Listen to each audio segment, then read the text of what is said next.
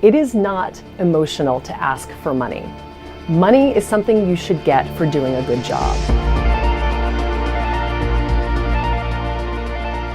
We think that if we're doing a good job, someone's just going to pay us more. That will never happen. I was at brunch one day about 10 years ago with a group of my friends when one of our friends announced that she was going to buy a one-bedroom apartment. After she made that comment and I dug a little deeper, I started to realize that I was making about 1/3 of what I should have made on the open market. It was crushing to me because I thought I was doing everything that I was supposed to do. I had risen to the challenge of being promoted to head of events for North and South America for Christie's Auction House at the age of 26.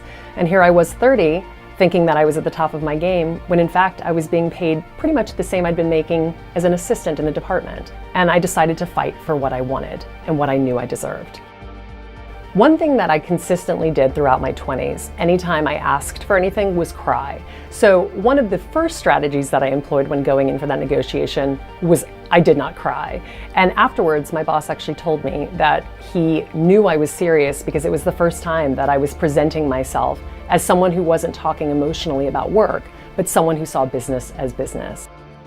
If I have a really tough negotiation that I feel I might get emotional on, I try to cry before. So I'll watch The Notebook and sob through the Rachel McAdams scene with Ryan Gosling where they're in the canoe. So I'll have a good cry and then I feel like I got it out and then I'm ready for negotiation.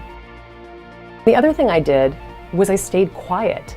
After I told him that I was leaving and these were my salary requirements, I didn't open my mouth again. And I let him respond to that. He went red, he went a deeper red, he went white, and then he asked me what it would take for me to stay.